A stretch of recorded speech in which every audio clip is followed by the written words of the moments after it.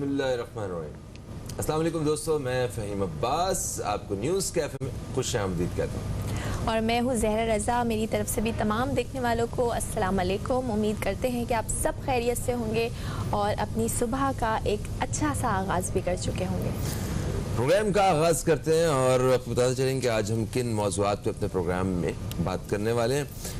Programme के पहले हिस्से में हमने एक ऐसे मसले के हवाले से बात करनी है कि जिसका पाकिस्तान को बहुत ही शिद्दत से सामना है। वैसे तो वतन अज़ीज़ को बहुत सारे मसाइल का सामना है, मगर ये वाला जो मसला है ये सर फहरिस्त है, तालीम का मसला।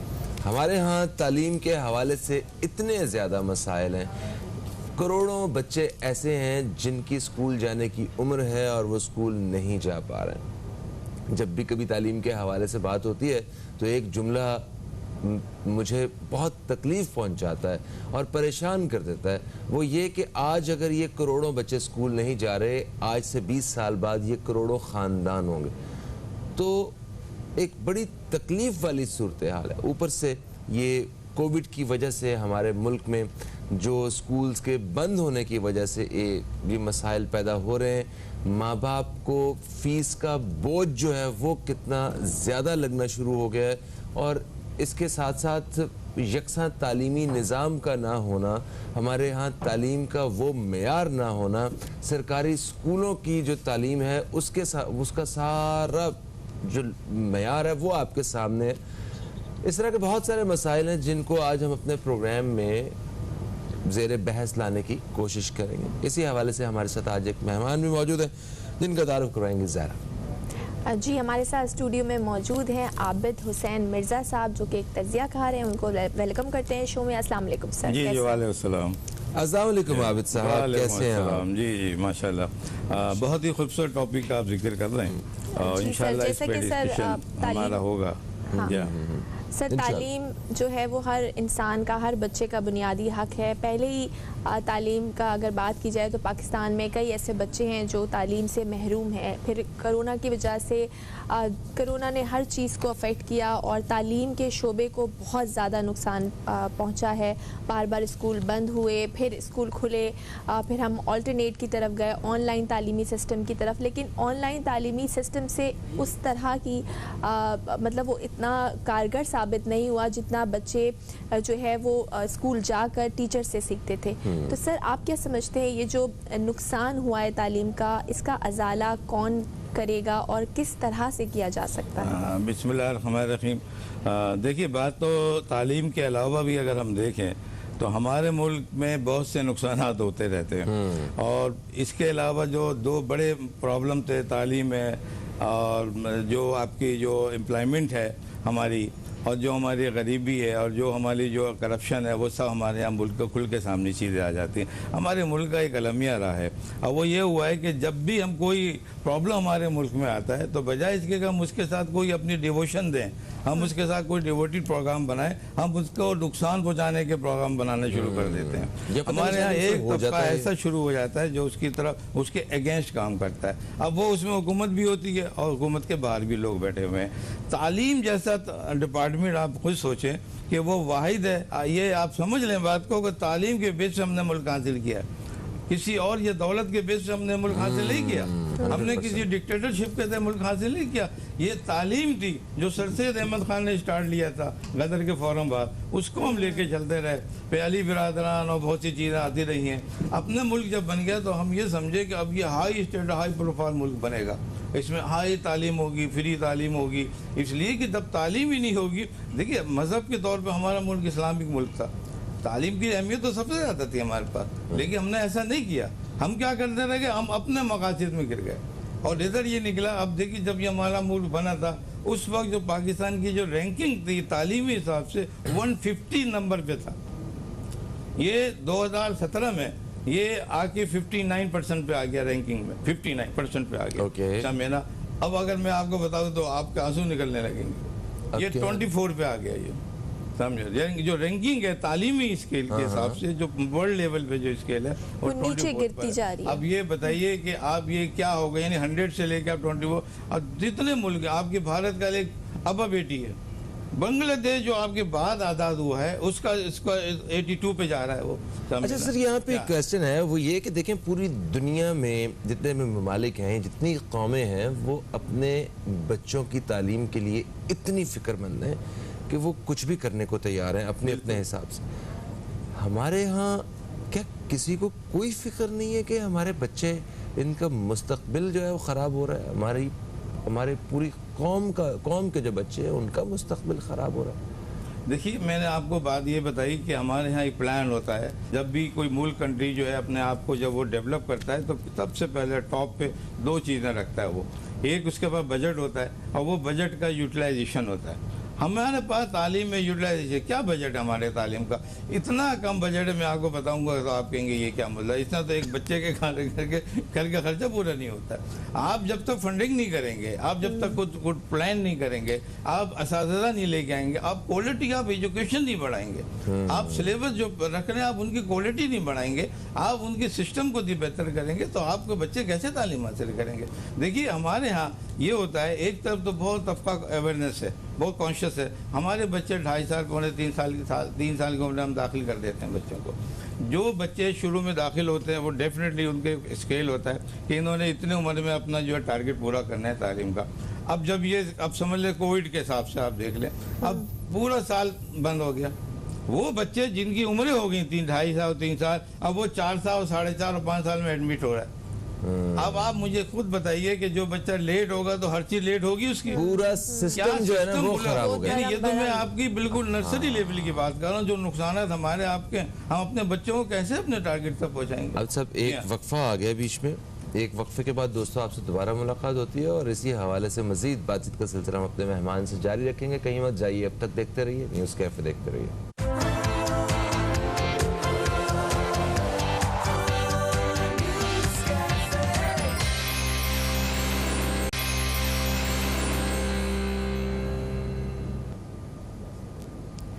Welcome back. एक ब्रेक के बाद आपको न्यूज़ कैफ़े में खुशामदीद कहते हैं। बात करें आज हम तालीमी निज़ाम के हवाले से। आबिद हुसैन मिर्ज़ा साहब हमारे साथ स्टूडियो में मौजूद हैं। सर, एक तो हम बात कर रहे थे कि कोरोना की वजह से तालीम का बहुत ज़्यादा नुकसान हुआ है। एक और मामला हमारे यहाँ देखा जाए तो ये है कि हमारा तालीम का जो मयार है वो कैसा है, उसके बारे में आपकी क्या राय है? जी, जैसे हम डिस्कस कर रहे थे कि हमारी जो तालीमी लिहाज से जो प्लानिंग होती है, जो एक स्ट्रेटजी डेवलप होती है, वो जो प्लानर है हमारे तालीम से रिलेटेड जो है वो समझ लें कि वो उस मैार की नहीं है हमारे पास, जो दुनियावी इंटरनेशनल मैार है जिन। अच्छा, या अब ये चीज़ें हमारी अगर हम देखेंगे, देखिए प्राइमरी और नर्सरी सतह से हम देखेंगे। अब नर्सरी सतह का सिलेबस मैंने और आपने भी देखा हुआ है, उसमें कुछ भी ऐसी चीज़ नहीं है जिससे आपका IQ लेवल बढ़ता हो या कोई चीज़ें आपको अवेयरनेस होती हो। आपका सिलेबस आपके मुल्क के, आपके कानून और मज़हब के हिसाब से होना चाहिए, आपकी तहजीब के हिसाब से आपका सिलेबस बनना चाहिए, तब आप तालीम हासिल करते हैं। मैं ये समझता हूँ, देखिए हमारे यहाँ आजकल जो बेरार भी है वो तालीम की कमी है। इसकी वजह क्या है कि तालीम वो पूरी तरह नहीं हासिल कर सके। इसकी बड़ी वजह वो तालीम तो ली भी है, मैंने आपने भी ली, उन लोगों ने ली है। अब मैंने उस दिन एक देखा, एक बड़े दहशतगर्द जो थे, जो प्लान था, जो बड़ा हमारा हादसा हुआ था, वो हाईली ग्रेजुएट था, वो कंप्यूटर की तालीम थी उसके पास। इसकी वजह क्या हुआ कि उसने वो तालीम हासिल की, यहाँ कहीं उसको कि मज़हब की तालीम नहीं दी गई, कहीं उसको साइंस नहीं बताया गया कि इस्लाम क्या था, आपके अखलाकियात क्या थे, आपके तालीम में क्या था, ये क्या रखा है आपने सिलेबस के अंदर। जो बच्चे ने पढ़ के, वो बच्चे जो है वो उल्टे ये कि एक अच्छा मुसलमान बने, एक अच्छा पाकिस्तानी बने, आप पता नहीं कौन सा दर्ज दे रहे हैं आप उस चीज़ को। तो ये मैं कहता हूँ कि सबसे नज़रसानी का ये हमारे उलमा और हमारे आलिम दीन किधर के चले गए। आप एक को बिठा देते हैं, वो उसका ये नहीं पूछते कि इसका मज़हब क्या है, इसका रुझान क्या है, इसने खुद तालीम कहाँ से हासिल की है, और हम आपको बिठा के वो कहते हैं भाई ये बाबा के वजीर है, ये फलाना है, और आप जो है आप इनका जो सिलेबस बन जाएगा। अभी पिछले दोनों दिन में एक साहब ने इतने नुक्स निकाले हैं सिलेबस के अंदर, वो मैंने देखा और मैं यूँ करके बैठ गया कि ये क्या है सब चीज़ें। क्या लोग पढ़ने के बाद एक चीज़ देने के बाद दोबारा कंसिडर नहीं करते उसे? एक तो देखिए ये सब चीज़ें हो रही हैं, दूसरा ये कि आपका म्यार ऐसा म्यार होना चाहिए जो बच्चों की उम्रों के हिसाब से हो। आप एक बच्चा जो प्राइमरी में आ रहा है उसको इतनी सारी किताबें ला दी, वो छत पे रखते, आप देखें वो झुकी जा रही है उसकी कमर, है ना। आपको तालीम, ठीक है, कोरोना जो आया उससे आपको फ़ायदा भी हुआ, पॉजिटिव इफेक्ट भी आया, कमर का हम ऑनलाइन हो गए, कम से कम हमारे पास ये सेंस बच्चे को डेवलप हो बस्ता नहीं गया। उठाना एक पड़ता। कंप्यूटर चीज है, एक हमारी टेक्नोलॉजी, हाई टेक्नोलॉजी, उसको हमने नजदीक ले लिया। ये एक प्लस पॉइंट था हमारा। हम पीछे जा रहे थे, हम तालीम की तरफ जा रहे हैं, कोई ऑनलाइन नहीं हो रहा, पता ही नहीं था। अब ये एक अल्लाह का शुक्र ये हुआ कि हम ऑनलाइन होकर एक दूसरे कम्युनिकेट हो जाते हैं। अच्छा सर, टेक्नोलॉजी को हमने अपनाई है। करप्शन ने किस हद तक तालीम के शोबे को मुतासर किया? क्योंकि करप्शन भी हमारे बहुत सारे मसाइल में मतलब शिद्दत पैदा करने का एक बहुत बड़ा रीज़न रहा है। बिल्कुल आप सही कह रहे हैं। देखिए करप्शन जो भी उनको जो रास्ते मिलते हैं वो हुकूमत ही प्रोवाइड करती है। अच्छा। जब आपकी पॉलिसी हुकूमत की मजबूत होगी, किसी की एंट्री आपके निज़ाम में नहीं होगी, तो करप्शन भी नहीं होगा। आपने इसको प्राइवेट सेक्टर में देखे, एक तरफ तो अच्छाई की, दूसरी तरफ बहुत बुराई की आपने उसको कमर्शियलिज्म पे डाल दिया। वो एक बिजनेस का जरिया बन गया। आज हमारे यहाँ तालीम बिजनेस का जरिया बना हुई है। आप बड़े बड़े स्कूल बना दिए, छोटे छोटे बड़े बड़े बच्चों को दाखिले देने की फीसें आप देखें। यार तालीम तो हम कह रहे हैं फ्री होनी चाहिए। वो फ्री भी है, मतलब आइन के हिसाब से तो फ्री है 16 साल तक। भाई वो फ्री है ना, लेकिन आपने उनका वो क्वालिटी का म्यार ही नहीं रखा। जहाँ आपने वो एहसास ही नहीं रखे, आपने चेक एंड बैलेंस ही नहीं रखा। वही टीचर जो गवर्नमेंट लेवल पे पढ़ा रहा है, वही टीचर प्राइवेट स्कूल खोला हुआ है। हाँ। और वहाँ जाके बच्चे आपके फर्स्ट आ रहे हैं, इधर बच्चे आपके फेल हो रहे हैं। यार ये क्या में आ रहे हैं? ये क्या चीज है? एक जैसी तालीम होनी चाहिए, चाहे वो गवर्नमेंट हो। सर, वजीर आजम इमरान खान साहब ने यकसा तालीमी निसाब का जो है वो ऐलान किया है, वो जो कि खुशाइन बात है। आप क्या समझते हैं, अब इसकी इम्प्लीमेंटेशन हो जाएगी? सिंध गवर्नमेंट तो उसको मानने से इनकार कर रही है। Very difficult. इनको चाहिए था कि एक गोलमेज कॉन्फ्रेंस बुलाते, तमाम तबके फ़िक्र के लोग, तबकात के लोग एक जगह बैठते, वहाँ अपनी राय देते। आपके मुल्क में इतने मज़ाहिब हैं, अक़लियतें हैं, दूसरी यार एक सिलेबस आप कैसे बना सकते हैं आप? सामने ना ये हुकूमत ने फ़ौरन सिंध हुकूमत ने उसको रोका। 3 जगह अप्लाई हो गया, इसलिए उन्होंने कहा ठीक है एक म्यार है आपका, सिंध में तो नहीं हो सकता। सिंध में कहा कि नहीं, हम पढ़ के हम पहले आप स्टडी करें, इनको सबके साथ सबके लेवल पे लेके आए, फिर अप्लाई होगा। ये आज अब इम्प्लीमेंटेशन अगर शुरू हो गई, आप देखिए कितने प्रॉब्लम क्रिएट हो जाएंगे उसमें। सही सर, आपको सबके जज्बात का ख्याल रखना है, आपकी अक़लियतों का भी ख्याल रखना है। आप ये सिलेबस को इतना ईजी क्यों ले रहे हैं? आपके बच्चे की फाउंडेशन बनती है, इससे बेसिक यूनिट जो आपकी तालीम की है, वो कंसेप्ट जो वो इससे बनता है आपके मुल्क का। तो आपको इससे बहुत तवज्जो की जरूरत होती है। अब सब देखें, प्राइवेट स्कूल्स का आप जिक्र कर रहे हैं कि ये इन्होंने तालीम को बिजनेस बना लिया हुआ है। ठीक है, कोई भी अवाम खुश नहीं है कि उनकी जेब से जब इतनी मोटी मोटी अमाउंट्स जाती हैं उनके बच्चों की फ़ीसों की मद में, और दर हकीकत तो ये ज़िम्मेदारी हुकूमत की है, रियासत की ज़िम्मेदारी है कि वो आपके बच्चे को वो अच्छी तालीम मुहैया करे, मगर वो एरिया बिल्कुल खाली है। इस वजह से हमें अपनी जेब से पैसे देने पड़ते हैं, उनके बिजनेस में जो है उनका हाथ बटाना पड़ता है, जो कि हम नहीं चाह रहे होते। तो अगर सरकारी स्कूलों का मयार बेहतर हो जाए तो तालीम के शोबे में कितना फ़र्क पड़ता है? और ये बताइएगा किस तरह वो जो सरकारी स्कूल्स हैं वहाँ पे तालीम का मयार बेहतर हो सकता है? कोई तजवीज़ भी अपने साथ ऐड कीजिए। कोई भी काम मुश्किल नहीं है। अच्छा, ठीक है, आपकी नीयत साफ होनी चाहिए। मैं अपनी मिसाल दूं, अपने वक्त आज से कोई 25-30 साल पहले हम ट्यूशन पढ़ना जानते ही नहीं थे। मैं यहाँ इतना बड़ा डॉक्टर बना, स्पेशलाइजेशन किया, सब कुछ हुआ। मतलब ये कि जो लोग जो आला हमारी इंजीनियरिंग की तालीम ले रहे हैं, जो प्रोफेशनली तालीम ले रहे हैं, इन लोगों ने साहब पूछे, इनकी कोई ट्यूशन की नहीं है, कोई प्राइवेट सेक्टर की पढ़ाई नहीं है, सब चीज़ें गवर्नमेंट लेवल पे पढ़ाई गई हैं सब। आप क्यों गवर्नमेंट लेवल से हटके जहाँ प्राइवेट सेक्टर में गए? आपने क्यों प्रमोट किया? आपके पास कंसेप्ट क्या था? आपने प्राइवेट सेक्टर में तालीम जैसे शोबे को क्यों दिया? क्या आप समझते थे कि इससे कोई अर्निंग होगी?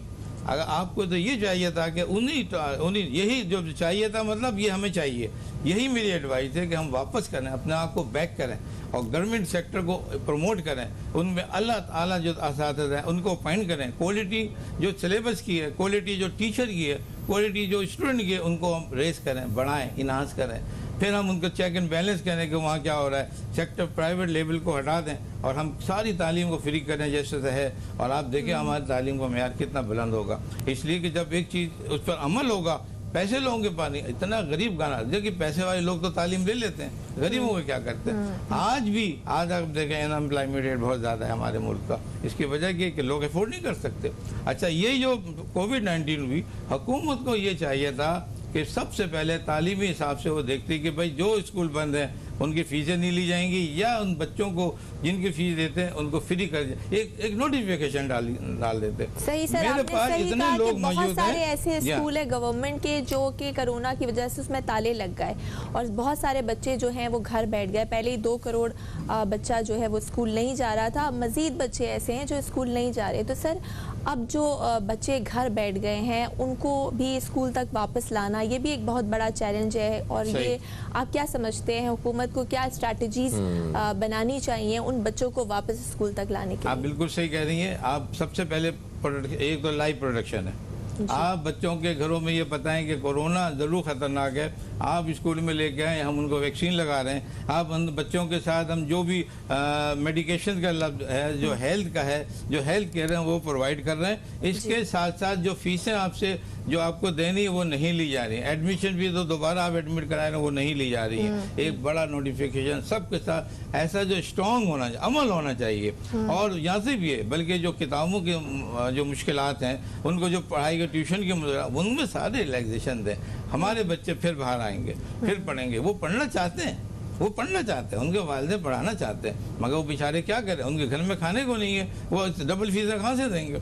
पता नहीं किस तरह से बच्चा हमारा कराची का जो गरीब तबका है किस तरह से तालीम हासिल कर। अच्छा आबिद साहब, इस हुकूमत से बड़ी तवक्कुआत थी तालीम के शोबे के हवाले से, जो ये पूरी नहीं हो सकी अवाम की तवक्कुआत, तो किस वजह से, क्यों, मतलब इनसे हो नहीं सका या इनकी तरजीह ख़त्म हो गई बाद में आके? देखिए, हमारे यहाँ एक बड़ा अलम यह है, जो एम होता है हुकूमत का वो एम पे नहीं चलती। हमारे इस हुकूमत का एक बहुत बड़ा अलम यह था, हम ये समझ रहे थे कि जब ये हुकूमत आ रही थी तो शुरू में इसने ये कहा था कि मैं जो है नैब में ले जाऊंगा और लोगों को जो उन्होंने करप्शन किए मैं उनको कैफरे किरदार तक पहुँचाऊँगा। तो हमने ये सोचा कि ये पॉइंट होगा खाली, बाकी पॉइंट तो दूसरे मौजूद होंगे। उसने क्या किया, वो ज़्यादा कंसंट्रेशन उस पॉइंट पे किया।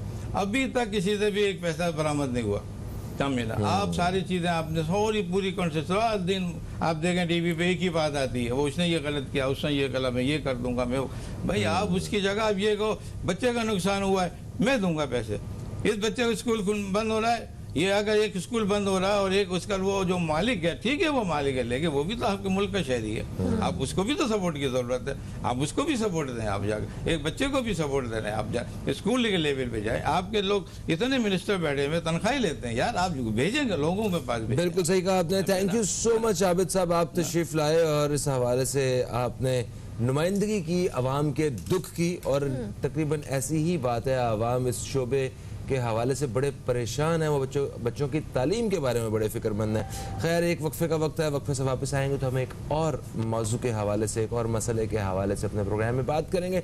कहीं मत जाइए, अब तक देखते रहिए न्यूज़ कैफे, देखते रहिए।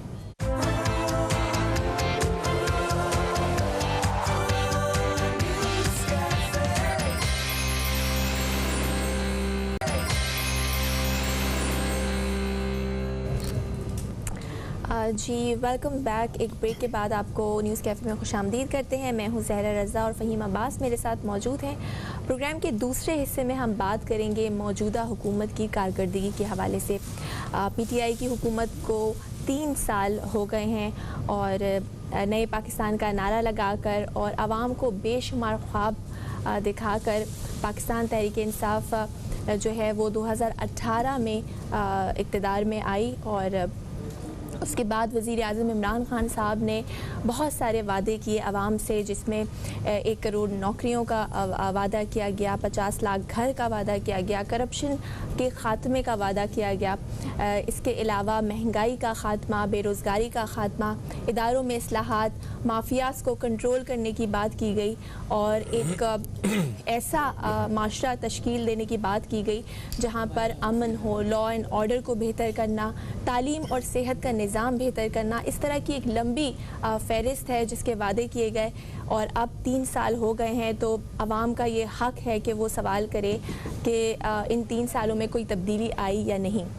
बिल्कुल सही है। इसके अलावा फ़हीम, इन 3 सालों में कुछ अच्छे काम भी हुए, उसके हवाले से भी बात करना चाहेंगे। किसानों को बहुत ज़्यादा रिलीफ दिया गया, ज़रूरी शोबे में बेहतरीन सहूलतें फराहम की गई। इसके अलावा सेहत कार्ड, एहसास प्रोग्राम और घरों और कारोबार के लिए आसान जो हैं वो लोन दिए गए। इसके अलावा हमारी जो एक्सपोर्ट्स हैं, रेमिटेंसेस हैं, उसमें इजाफा हुआ। और सबसे अहम बात कोरोना की जो सूरत हाल थी उस पर जिस तरह कंट्रोल किया गया हुकूमत को, वो आलमी सतह पर भी उसको जो है अप्रिसिएशन मिली।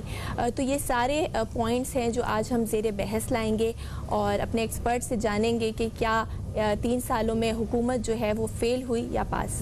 और हमारे साथ आज इस मौजू पर बात करने के लिए, हुकूमती कारकर्दगी पर बात करने के लिए एक सीनियर सहाफ़ी मौजूद हैं जो कि तज्ज़ियाकार भी हैं और इस सियासत के मामले को बड़े करीब से देखते हैं। हमारे साथ हैं जनाब हमीद भुट्टो साहब। आपको खुशामदीद कहते हैं। अस्सलाम वालेकुम। कैसे हमीद भाई? भाई ज़रा साहब आपकी मेहरबानी, और आपने आज ऐसा टॉपिक रखा है जिसमें तब्दीली तब्दीली और तब्दीली है। बिल्कुल सही है। देखें, अब इस मौजू पे हुकूमत की कारकर्दगी के हवाले से तमाम पाकिस्तानी कुछ अपनी अलग अलग राय रखते हैं। कुछ लोगों की नज़र में ये जो दौर है ये बहुत ही हसीन और जमील दौर रहा है जो चल रहा है।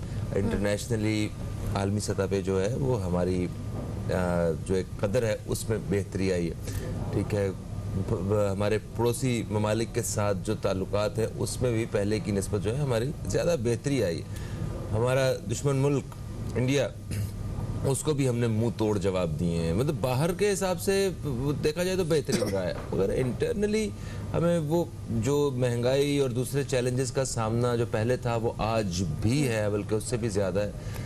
अपनी ओपिनियन जो है ना वो शेयर करें हमारे साथ। भाई साहब, असल मसला है कि तब्दीली हमने की है कि यूँ कि बाहर की तरफ जो आप बात करें कि हम दूसरी तरफ उंगली सब उठा के तब्दीली कर रहे हैं। अपनी तरफ जो हमारी ये उंगलियां हैं अपने घर की तरफ, वहाँ सिर्फ मैंने जैसे ही कहा तब्दीली तब्दीली तब्दीली, तो इसको थोड़ा सा समझें कि बस हम तब्दील करते जा रहे हैं सिर्फ अपनी बातें। उसमें प्रैक्टिकल हमने क्या किया 3 साल में वो नज़र नहीं आ रहा। पाकिस्तान के अंदर जैसे ज़हरा ने कहा कि जी किसानों के लिए काम हुआ ज़राअत के हवाले से, तो उसमें भी बातें हैं।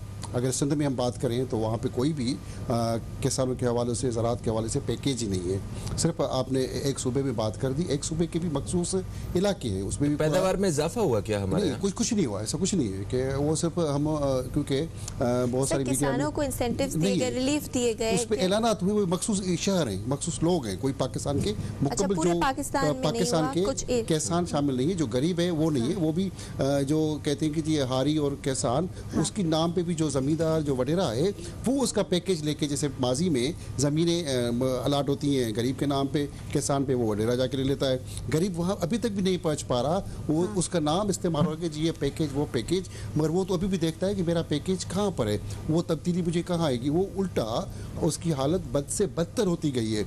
अगर हम बात करें कि सिर्फ पंजाब या KPK में, वो भी चंद शहर हैं, बाकी शहरों में वहाँ पे हालत इतनी ख़राब है, लोगों में फ्रस्ट्रेशन, हालात ख़राब, ज़हनी इंतशार। जैसे अभी पंजाब के वाक़या देख रहे हैं कि माजी में ऐसा पंजाब में नहीं होता था। पंजाब अमन पसंद हमारी धरती है, हमेशा वो हज़ारों सालों से उसकी तारीख अमन की है, मोहब्बत की है। मगर वहाँ पे लोगों में एक तब्दीली सरकार के आने के बाद लोगों में एक फ्रस्ट्रेशन आई है, ज़हनी इंतशार आया है, गुर्बत, महंगाई और जो चीज़ें आई हैं, चिड़ आई है, गुस्सा है, उसका जो इजहार अब दूसरे तरीके से वो लोग कर रहे हैं, जो एक नेगेटिव पूरे पाकिस्तान को इमेज गलत जा रहा है। 3 साल ने हमें बहुत कुछ सीखने को दिया है, और मगर हमारी जो सरकार है वो इस चीज़ को मानने के लिए तैयार नहीं है। वो कहती है हम तो तब्दील करें, लोग रो रहे हैं, भूख, बदहाली, महंगाई उरूज पे पहुंच गई। जो चीज़ हम डॉलर 106 से लेके हम 162-60 पे लेके चले गए, चीनी हम 60 रुपये से उसको 115 रुपये 20 रुपये पे लेके चले गए हैं। घी का, तेल का, पेट्रोल का, जिस भी चीज़ को बात करेंगे वो आगे जा रही है।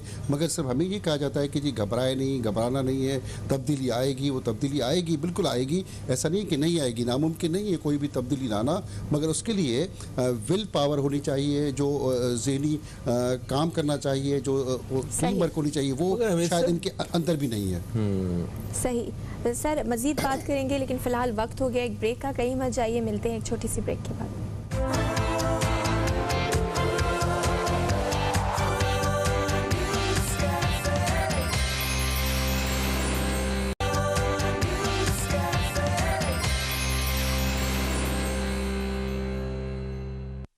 एक वक्फे के बाद आपको फिर से खुशामदीद। मैं हूं फ़हीम अब्बास, मेरे साथ दे रही हैं ज़हरा रज़ा और स्टूडियो में हमारे साथ मौजूद हैं जनाब हमीद भुट्टो साहब। और प्रोग्राम के इस हिस्से में हम जिस मौजू पर बात कर रहे हैं वो मौजू है हुकूमती कारकर्दगी।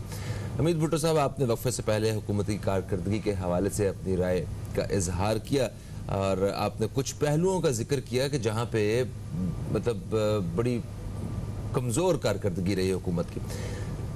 इस कमज़ोर कारकर्दगी के पीछे आपको क्या लगता है कि कहीं ये कोरोना वायरस तो नहीं है? देखें, अगर हम दूसरी हुकूमतों के साथ अगर कंपेयर करते हैं तो किसी दौरे हुकूमत में 2 साल का अरसा इस तरह कोविड जैसा जो है ना वो पीरियड नहीं आया। इन 3 सालों में 2 साल तो कोविड ले गया और कोविड ने तो अच्छे अच्छे मजबूत ममालिक को हिला के रख दिया है। तो पाकिस्तान के लिए तो ये चैलेंज वैसे ही बहुत ख़तरनाक। फिर वो मतलब पड़ोसी ममालिक में भी आप देखें, भारत के साथ भी जो मामलात रहे, बहुत सारे एरियाज में इन्होंने काम तो किया है। आप ज़रा इस हवाले से अपनी राय का इजहार करें। भाई साहब, असल मसला है कि कोरोना वबा मौजूद है, हकीकत है।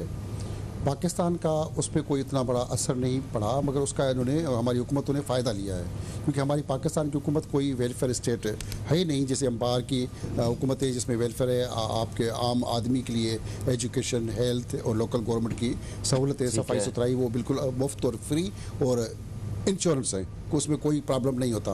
वो सारी लॉकडाउन और कोरोना की वबा, बाकी अगर आप बंद कर दें तो आपको खाना पीना सब आपको वेलफेयर स्टेट है, आपको सबको घर पे बैठ के मिलेगा। यहाँ पे भिखारियों की तरह कभी उसको कभी उसको, कभी फिला NGO, कभी फिला उनको खरबों रुपए वो भी कमीशन में दे के हम जितनी भी पाकिस्तान में भिखारी बनाने की फैक्ट्री बना रहे हैं NGOs के थ्रू, मुख्तलिफ इदारों के थ्रू कि जी खाना फुटपाथों पर लोगों को खिलाना है, फिर उसके लिए पैसे जमा करने, कंटेनर खड़े करने और बड़ी उसकी दावा और बड़ी दुकानदारी चला रही है। उसके पीछे भी कौन? हमारी हुकूमत है। तो तरक्की पजीर ममालिक में सभी ऐसे ही हुआ है? नहीं, यहाँ पे ज़्यादा है, हमारे पास पाकिस्तान में सबसे ज़्यादा है, उसका सबसे ज़्यादा फिर कराची में आपके अंदर ये वबा ज़्यादा है। कोरोना से बड़ी वबा आपके साथ फुटपाथों पे खाना खिलाना। दुनिया के किसी भी, आप न्यूयॉर्क चले गए, लंदन चले गए, आप तुर्की चले गए, तो इस तरह फुटपाथों पर बिठा के खाना खिला के लोगों की तजलील करने का अंसर दुनिया में कहीं भी नहीं देखा। मैंने भी आधी दुनिया घूमी है तो मुझे कहीं ऐसा इंसानों का तजलील वाला अंसर नज़र नहीं आया। दूसरी बात, कोरोना के अंदर हमारे जो बिजनेसमैन हैं उन्होंने अपना काम करके इस पाकिस्तान का थोड़ा सा सर ऊपर कर लिया, और उससे अच्छा हुआ कि हमारी चीज़ें बाहर से गई, एक्सपोर्ट हुई, इंपोर्ट हुआ, तो चीज़ें आई गई, उससे पाकिस्तान का रेवेन्यू बढ़ा। उसमें पाकिस्तान सरकार का अपना कोई मैं नहीं समझता कि क्रेडिट है हमारे बिजनेसमैनों ने। क्या वजह है जो इतने वादे किए गए थे, जैसे कि 1 करोड़ नौकरियों का कहा गया था, 50 लाख घर का क्या कहा गया था, वो तो नहीं बनाया। हाँ, हुकूमत ने पनाहगाहें बना दी, लंगर खाने बना दी, जो आप कह रहे हैं खाना, ये तो एक टेम्पररी आप किसी को एक खाना दे रहे हैं, टेम्पररी उसकी भूख मिट रही है। परमानेंट क्या काम हुआ कि उनको नौकरी देते या कोई ऐसा कर्जा देते जिससे वो कोई अपना कारोबार कर सके, ताकि वो इस मतलब कब तक इस तरह खाते रहेंगे? तो उस हवाले से कोई काम नहीं हुआ। आपने ज़बरदस्त से सवाल किया। पनाहगाह जो बनाई गई है, पनाहगाह के पास भी अगर जाए तो मैं विजिट कर चुका हूँ। अच्छा। आपको एक दिन ठहराएंगे, एक रात स्टे, दिन में आप नहीं ठहर सकते। अच्छा। रात को आप स्टे करेंगे, शनाधिकार की कापी जमा करेंगे, एक रात स्टे करेंगे, अगर दोबारा भी आपको मसला है तो दूसरी रात स्टे करेंगे, वहाँ आपको खाना खिलाया जाएगा, और तीसरी रात, ज़्यादा चौथी रात आप कभी भी किसी भी पनाहगाह में पाकिस्तान में फिर नहीं ठहर सकते, क्योंकि उनकी 1000 लोग ठहर सकते हैं उस पनाहगाह। उसमें मुख्तलिफ इलाकों में जोन वाइज हर जो डिस्ट्रिक्ट है, जैसे कराची में तो ऐसे 5-6 यहाँ पे भी है, तो पूरे पाकिस्तान के बड़े शहरों में बनाया है। वो उसका बेसिक मकसद है कि आप किसी रोजगार के लिए, किसी काम के लिए तो आप आके रात को स्टे करें, सुबह अपना काम करें। तो पनाहगाह में भी कोई ज़्यादा आप रुक नहीं सकते, जिस तरह वो शेल्टर होम इन्होंने बनाए हुए कि बंदे आके फिर गुरबते घर बना लेंगे, तो वो हुकूमत का अमल अच्छा है कि लोग आके ठहर जाएंगे। जॉब्स के हवाले से तो एक भी जॉब नहीं दी गई, और जो जॉब लोगों की थी वो भी आस्ता आस्ता जाती जा रही है। अगर PI की बात करें तो लोगों को ज़बरदस्ती निकाला गया।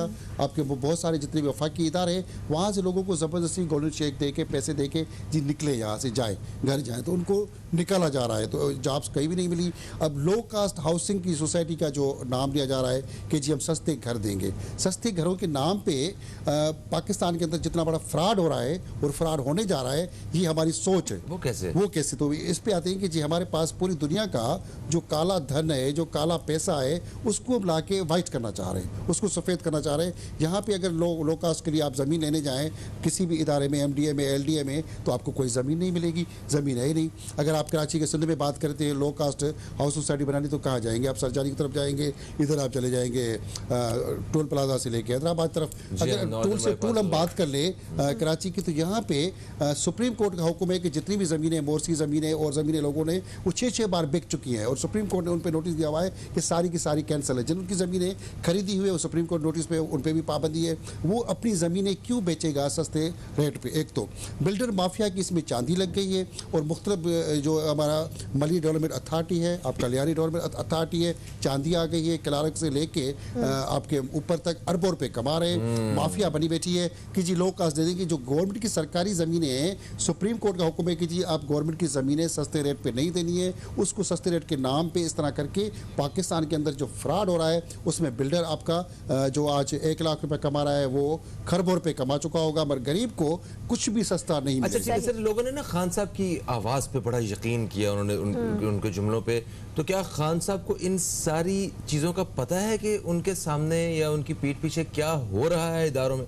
इस बारे में थोड़ी सी अपनी राय दीजिएगा। एक वक्फा है दोस्तों, वक्फे के बाद आपकी खिदमत में दोबारा हाजिर हो रहे हैं। कहीं मत जाइए, अब तक देखते रहिए न्यूज़ कैफे, देखते रहिए।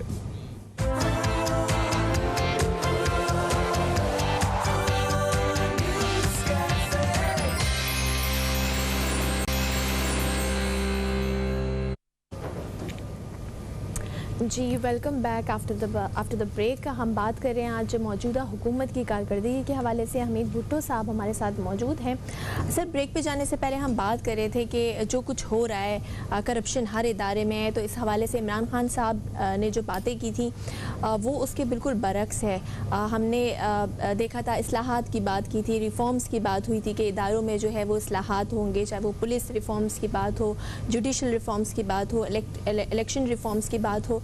आपको लगता है क्या किसी इदारे में इस्लाहात आई हैं, कोई चेंजेस हुए हैं, हालात बेहतर हुए हैं? क्योंकि बज़ाहिर तो हमें कुछ नज़र नहीं आता।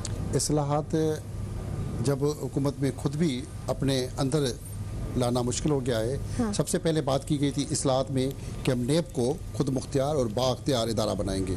वो अब नेब खुद मुख्तियार और बाअख्तियार इदारे के बजाय हाँ। बेअख्तियार इदारा सबके सामने नज़र आता जा रहा है, जिसके पास अख्तियारात हुकूमत की पॉलिसी के अंदर है। उसके अंदर चंद अच्छे अफसर भी हैं, ऐसा नहीं है कि नहीं वो काम कर रहे हैं। कोई रिपोर्ट बनाते हैं तो बाद में उनको जिस तरह कार्रवाई हो रही है तो वो भी सबके सामने। FIA को खुद मुख्तियार और बाअख्तियार इदारा बनाया जाएगा। FIA के अंदर सबने देखा कि उस बाअख्तियार इदारे बनाने के बजाय उसका जो DG था, चेयरमैन था बशीर मेमन, उसके साथ जो असर हुआ वो भी सबके सामने। उसके बाद जो दूसरे अफसर आए FIA के अंदर, वो अपना सर पीटते फिर रहे कि हम क्या करें। हमें कोई ऐसी फ़ोन आ जाती है होम मिनिस्ट्री से, क्योंकि उनका बिग बॉस आपका होम मिनिस्टर होता है। तो खान साहब को ये सारा कुछ पता है। वज़ीर आज़म इमरान खान, देखें जब भी कोई बात होती है ना तो कहते हैं कि खान साहब खुद ऐसे आदमी नहीं है, वो बहुत अच्छे आदमी।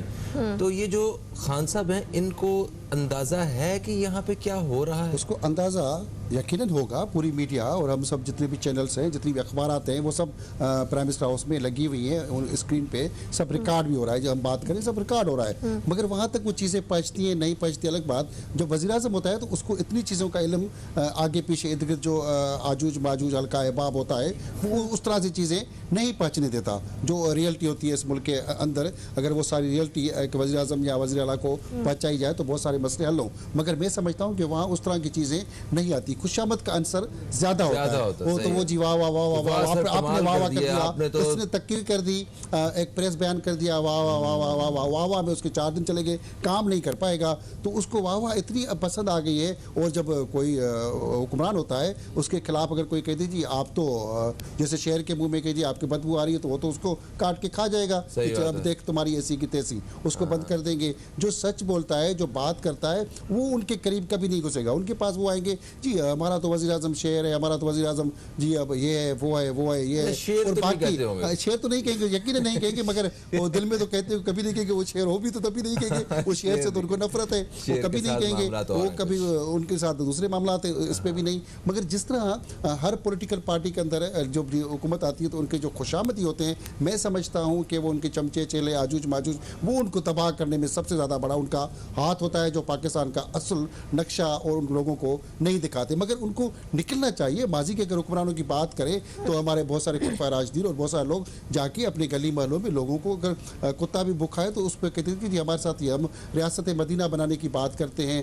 अफगानिस्तान के मामलात में दखल देते हैं, यहाँ की पूरी पाकिस्तान की 200 लोगों की मीडिया को हम अपने पाकिस्तान के खर्चे पे अफगानिस्तान लेके अफगानिस्तान दिखा रहे हैं कि जी ये देखें। हमें कोई नहीं दिखाता कि जी लालू खेत में क्या हो रहा है, सरजानी में क्या हो रहा है, लाहौर के खिलाफ पास क्या हो रहा है, मीनार पाकिस्तान में क्या वो दिखाए। तो पाकिस्तान की अपनी मीडिया को पाकिस्तान ही दिखा दे कि पाकिस्तान जन्नत है, हमारे पास सब कुछ है। ये मसाइल है, हम किसी गली महले में वज़ीर-ए-आज़म निकल के, हमारे मिनिस्टर निकल के अपनी गली महलों में पाकिस्तान ही दिखा दे, वो नहीं दिखाएंगे, दूसरे मुल्क दिखाएंगे। मतलब देखिए, पाकिस्तानियों को पाकिस्तान दिखाने की जरूरत नहीं है। इस तरह अब हमारे सदर पाकिस्तान है, वो कराची से उनका ताल्लुक है, वो कराची के मसाइल को इतनी अच्छी तरह जानते हैं जिस तरह कोई दूसरा शहरी जानता है। पानी के मसाइल को, दूसरे जितने मसाइल हैं उनको बड़ी करीब से जानते हैं। सदर पाकिस्तान तब भी अगर उस जगह का, उस एरिया का अगर मामला हल ना हो तो फिर तो डिसअपॉइंटमेंट है, फिर आप कुछ भी दिखा दें फर्क ही कोई नहीं पड़ना। तो बड़ा खतरनाक सवाल क्या है, पानी का मामला, जो पानी कराची का मामला आप कह रहे हैं, उसमें तो ऐसी माफिया है, मैं नहीं समझता कि सदर पाकिस्तान कुछ कर पाएगा। हमने उसको 12 मुलाकातों में कहा भी है, वो कहते हैं जी मैं स्टेट का सदर हूँ और पाकिस्तान का, तो मैं नहीं समझता कि वो कर पाएगा। उसके हाथ में ये मामला नहीं है, इसके अंदर बड़ी एक माफिया है, एक ऐसी माफिया जो खरबों पे कमाती है, इस पानी के नाम पे टैंकर, और वो ताकतवर है। और माफिया ही मैं समझता हूँ कि बहुत सारी माफियाज है जो इनको लाने में भी हाथ होता है। ठीक है सर, तो ये जो बातें की गई थी, अब अगर कहा जाता है तो किसी भी हम एनालिस्ट से भी पूछते हैं कि क्या वजह है, क्या ये माफियाज कंट्रोल क्यों नहीं है, क्या हुकूमत से ज़्यादा ताकतवर है, तो इतनी बड़ी बड़ी बातें कैसे कर ली गई। मदीने की रियासत की आपने बात की अभी, कि मदीने की रियासत की बात हमेशा इमरान खान साहब करते हैं। मदीने की रियासत तो वो थी जहाँ पर इंसाफ का बोलबाला हो, जहाँ पर लोगों को तहफ़्फ़ुज़ मिले। हम पिछले अब हम जराइम का अगर रेशो उठा के देख लें, तो जिस हिसाब से जराइम बढ़ रहे हैं, ज़्यादती की केसेस इतने बढ़ रहे हैं। हमने अभी रेप केसेस देखे, इस्लामाबाद में जो इंसिडेंट हुआ इतना ख़तरनाक, फिर लाहौर में, और आए दिन हम ये सब सुनते रहते हैं। तो सर फिर वही सवाल के बातें इतनी बड़ी बड़ी की गई थी, किसी भी चीज़ में कोई हमें बेहतरी नज़र नहीं आती। इनकी बातें, तब्दीली की बातें तो अभी भी खत्म नहीं हो रही। अगर तो सर फेलियर कहाँ पर है, क्या इम्प्लीमेंटेशन में मसला है या बदनीयती है और काम करने की नियत नहीं है। और जो ब्यूरोक्रेसी है इनके साथ है, वो सालों से उनका एक मजाज वही है, मुख्तलिफ पुराने लोगों के साथ मिले हुए करप्शन का अंसर वाला। सबसे पाकिस्तान के अंदर इंसाफ, जिसे आप बात करिए, पाकिस्तान के अंदर जब इंसाफ का दरवाजे आम आदमी के लिए नहीं खुलेंगे, लाखों और करोड़ रुपये लेके वकील जज तक आपकी बात पहुँचाएगा, उसके कान में वो बात करेगा, और गरीब वकील को वहाँ जब जाता है, जो किसी का मुफ्त में केस लड़ता है, तो इंसाफ के दरवाजे वाले वो लोग उनकी बात नहीं सुनते। पाकिस्तान में जब तक इंसाफ प्रॉपर तरीके से नहीं होगा, वज़ीर-ए-आज़म से लेके आम बंदा इंसाफ के कटड़े में जब तक नहीं खड़ा होगा, और ब्यूरोक्रेसी का किबला हम ठीक नहीं करेंगे, पुलिस का किबला हम ठीक नहीं करेंगे, पुलिस का जो सबसे बड़ा FIR काटने का सिस्टम है, उसको निज़ाम को हम ठीक नहीं करेंगे, कि बड़े हेड मर्डर की मर्जी है, जिसके खिलाफ आप FIR काट दे, उसकी मर्जी है, वो जेलों में जाके भुगतता रहेगा, कोर्टों के धिक्के खाते रहेगा।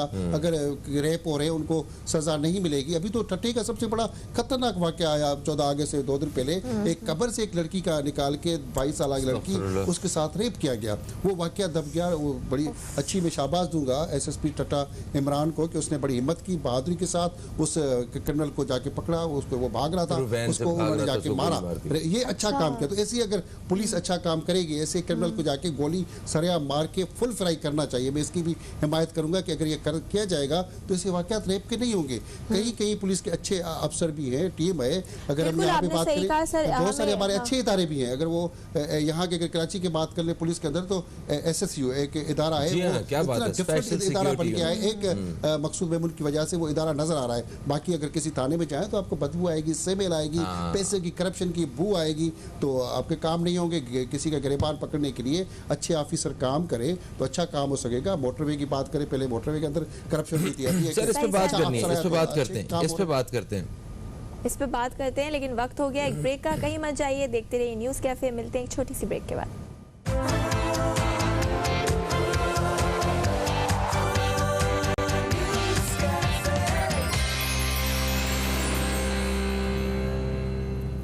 जी हमीद साहब, वक्फे से हम वापस आ चुके हैं और हुकूमती कारकर्दगी के हवाले से बात कर रहे हैं। वक्फे से पहले आपने ज़रा सही तनकीदी जायज़ा लिया है इनकी कारकर्दगी का 3 साल की, मगर देखें कहीं ना कहीं कुछ बेहतरियाँ भी आई।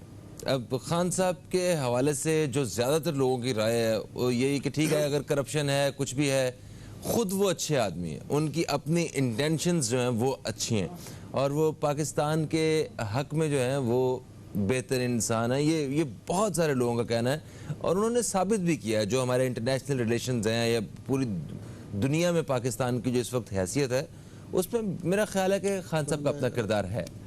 इमरान खान है, पढ़ा लिखा आदमी है, एनर्जिक है और पॉजिटिव सोच रहा है, इससे कोई मैं इनकार नहीं करूँगा।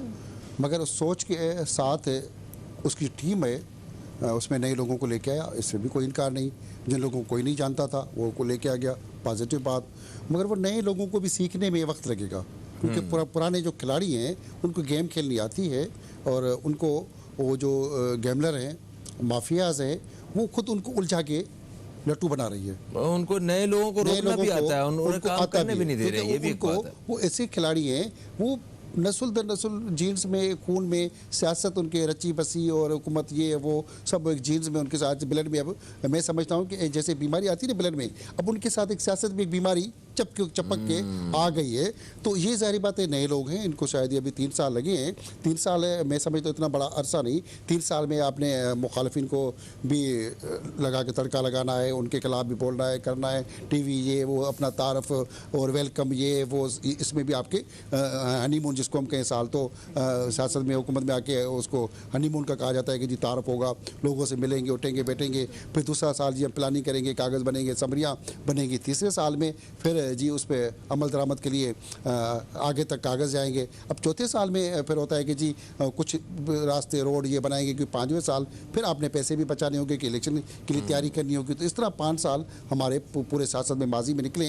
इनके भी ऐसे ही हंसते मुस्कुराते चीज़ें वायदों पे वो चल रहे हैं। हो सकता है आने वाले 2 साल में हमारे वज़ीर-ए-आज़म पाकिस्तान कोई मुल्क के लिए अच्छी सड़कें, जैसे अभी आपके जो अच्छा काम है सिंध के लिए, जो पैकेज उन्होंने आके ऐलान किया है जी, मोटरवे हम बना लेंगे कराची से ओबाड़ो तक, पंजाब तक उसको लेके जाएंगे। ये एक पॉजिटिव फैसला है, होना चाहिए। मगर उस फैसले पे हमने शुरू से ही कहा है कि जी वो फ्रॉड नहीं होना चाहिए जो आपका कराची से हैदराबाद तक का जो सुपर हाईवे को आपने मोटरवे बना दिया, अलग रास्ता बनना चाहिए। तक उन्होंने कोई ऐसा फ्रॉड नहीं हुआ। मोटरवे मोटरवे है ही नहीं, मोटरवे नहीं है, नहीं। ये सुपर हाईवे दुनिया के अंदर जो असूल होता है कि सुपर हाईवे अलग होता है, नेशनल हाईवे अलग होता है, मोटरवे अलग होता है। तो ये हमने उसके ऊपर, रोड के ऊपर अपने डांबर शांबर लगा के उसको कहते हैं जी मोटरवे। ये अलग रास्ते बनने चाहिए, पैसे वही खर्च हो रहे हैं। कराची हैदराबाद वाला तो वो भी मोटरवे नहीं है, और सक्खर तक रोड तो है ही नहीं। आप हैदराबाद आगे जाए तो रोड है ही नहीं, वो सुपर हाईवे पुराना है। उस पर आप जितने खड्डों में गाड़ी आपकी जा रही है, जैसे अगर आप ट्रेवल करें तो आप अजाब में आ जाएंगे।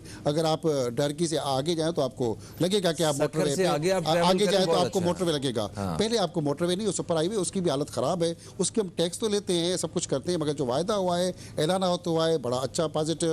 और जैसे FBR के अंदर बहुत सारे उन्होंने अच्छे ऑनलाइन सिस्टम मुतारफ़ कराया, ये एक पॉजिटिव अमल है। ऐलानात अच्छे हुए, जैसे सस्ते घर देंगे, अगर इस पर अमल होता है तो पाकिस्तान के लोगों के लिए फ़ायदा है। मगर माफियाज़ का उसमें अमल दखल ख़त्म कराना होगा। पुलिस के अंदर भी जैसे बाकी और सूबों के अंदर बात कर रहे हैं इस्लाहत की, वो होनी चाहिए। और सबसे बड़ा जो इनका नुकसान हुआ है, लोकल गवर्नमेंट की जो बॉडीज़ बननी चाहिए, वो ऐलानात हुए 1.5 साल हो गया, वो नहीं बन रही, वो उसको बनाने की ज़रूरत है। इसके अलावा अगर हम पॉजिटिव पॉइंट्स देखें तो एक्सपोर्ट्स बढ़ी हैं, रेमिटेंसेस बढ़ी हैं, करंट अकाउंट डेफिसिट हमारा जो है वो कम हुआ है। तो इस चीज़ को आप किस तरह से देखते हैं? एक्सपोर्ट जो बढ़ने की हम बात कर रहे हैं, वो एक्सपोर्ट बिल्कुल बढ़ा है, मगर जितना बढ़ना चाहिए, जितना हमारे पास लॉकडाउन के अंदर जो हमारे पास सामान बना, चीज़ें बनी, पूरी दुनिया बंद थी, वो उस तरह से चीज़ें हम आगे नहीं दे सके। तो उसमें भी अभी ज़रूरत है। हमारा जो फाइनेंस मिनिस्टर हैं, वो बहुत सारी बातें समझते भी सर नीचे करके सच नहीं बोल सकते हैं, उसका फिर सच बोलते हुए सर नीचे आ जाता है, झुक जाता है, क्योंकि ये बातें हम ड्राफ्ट में मीडिया को दिखाने के लिए प्रेस कॉन्फ्रेंस में बहुत सारे सच बोलते हैं, मगर उसमें झूठ का आंसर भी थोड़ा सा तड़का की सियासत के अंदर बोला जाता है। ऐसा नहीं कि पाकिस्तान के अंदर बहुत सारी बुराइयाँ हैं, पाकिस्तान के अंदर जितना हमारी कुदरत ने नेमतें दी हैं, सियाहत के अंदर मौसमों के हवाले से, फसल के हवाले से, हमारा हर बंदा मेहनत करता है, वो चाहे कोरोना की वबा में यहाँ के पाकिस्तान के आबादी में 1% लोग भिखारी होंगे, बाकी सब अपनी मेहनत मजदूरी कर रहे हैं और भूख बदहाली के साथ अपने मेडिकल अस्पताल नहीं होते के बावजूद भी पाकिस्तानी हर शहरी ने अपना किरदार अदा किया, दूसरे की खिदमत की, मदद की, वो सारा क्रेडिट हुकूमत को ही मिल रहा है, मगर ये कि हमारे यहाँ पॉलिसियाँ और मज़ीद बेहतर करने की ज़रूरत है। अच्छा, आखिरी सवाल है वो ये है कि क्या ये हुकूमत अपने किसी भी तरीके से, अपनी किसी भी कोशिश से महंगाई पे काबू पा सकती है? क्योंकि मैं नहीं समझता, सबसे बड़ा मसला आवाम का महंगाई जो ये तो महंगाई बढ़ती रहेगी, चाहे अगली हुकूमत आए, कोई भी आए, क्यों बढ़ती रहेगी, क्योंकि दुनिया के अंदर हर चीज़ बढ़ रही है। कि खाली इस हुकूमत का कोई कसूर मैं नहीं कहूँगा कि महंगाई का कसूर खाली इमरान खान या पाकिस्तान सरकार पे कभी भी मैं नहीं दूंगा। पूरी दुनिया के अंदर चीज़ें महंगी हो रही हैं। जब आपका सोना, आपका डॉलर, ये सब चीज़ें महंगी होंगी तो खुद ब खुद सारी चीज़ें महंगी होनी है। उस पर हम रोएं कि जी इमरान खान ने आके सारा महंगा किया है, तो ये मैं समझता हूँ रहा है। बाकी करप्शन के जो माफियाज़ के लोग हैं, कुछ वक्त थोड़ा सा अरसा जो उनको पता होता है कि जी अमेरिका में यहाँ पे चीज़ें महंगी हो रही हैं, पेट्रोल महंगा हो, तो वो जाके डंप करते हैं, फिर उसको निकाल के अपना मुनाफा कमा लेते हैं। बाकी वो चीज़ें तो आगे जाके खुद ही महंगी हो जाती हैं। फिर सबसे बड़ा जो महंगाई का आंसर है, मैं नहीं समझता कि उसमें हुकूमत का किरदार है, हमारे अवाम का सबसे बड़ा उसमें रोल होता है।